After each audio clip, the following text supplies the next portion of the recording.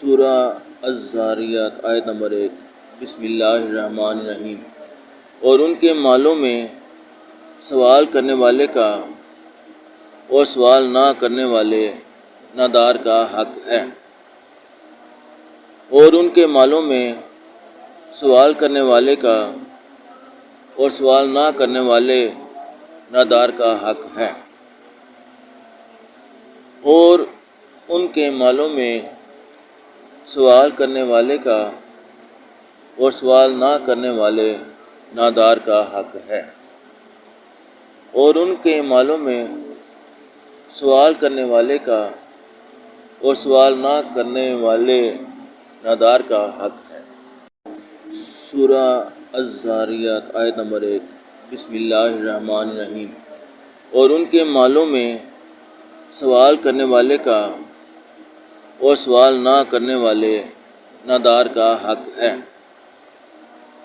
اور ان کے مالوں میں سوال کرنے والے کا اور سوال نہ کرنے والے نادار کا حق ہے۔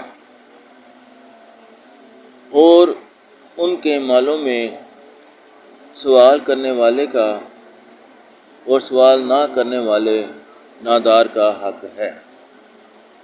اور ان کے مالوں میں سوال کرنے والے کا اور سوال نہ کرنے والے نادار کا حق ہے۔ فائدہ: اوپر سے کامل ایمان والوں کی خاص صفتیں بیان ہو رہی ہیں، جن کے ذیل میں ان کی ایک خاص صفت یہ بھی ہے کہ وہ صدقات اتنی کثرت اور ایسے اہتمام سے دیتے ہیں کہ گویا یہ ان کے ذمہ حق ہو گیا ہے۔ حضرت ابن عباس رضی اللہ تعالیٰ عنہ فرماتے ہیں کہ ان کے اموال میں حق ہے، یعنی زکوٰۃ کے علاوہ، جس سے وہ صلہ رحمی کرتے ہیں اور مہمانوں کی دعوت کرتے ہیں اور محروم لوگوں کی اعانت کرتے ہیں۔ مجاہد رحمۃ اللہ علیہ کہتے ہیں کہ اس سے زکوٰۃ کے علاوہ مراد ہے۔ ابراہیم رحمۃ اللہ علیہ کہتے ہیں وہ لوگ اپنے مالوں میں زکوٰۃ کے علاوہ اور بھی حق سمجھتے ہیں۔ ابن عباس رضی اللہ تعالیٰ عنہ کہتے ہیں کہ محروم وہ پریشان حال ہے جو دنیا کا طالب ہو اور دنیا اس سے منہ پھیرتی ہو، اور آدمیوں سے سوال نہ کرنا۔ ایک اور حدیث میں ان سے نقل کیا گیا کہ محروم وہ ہے جس کا کوئی حصہ بیت المال میں نہ ہو۔ حضرت عائشہ صدیقہ رضی اللہ تعالیٰ عنہ فرماتی ہیں کہ محروم وہ تنگی میں پڑا ہوا شخص ہے جس کی کمائی اس کو کافی نہ ہو۔ ابو قلابہ کہتے ہیں کہ یمامہ میں ایک آدمی تھا۔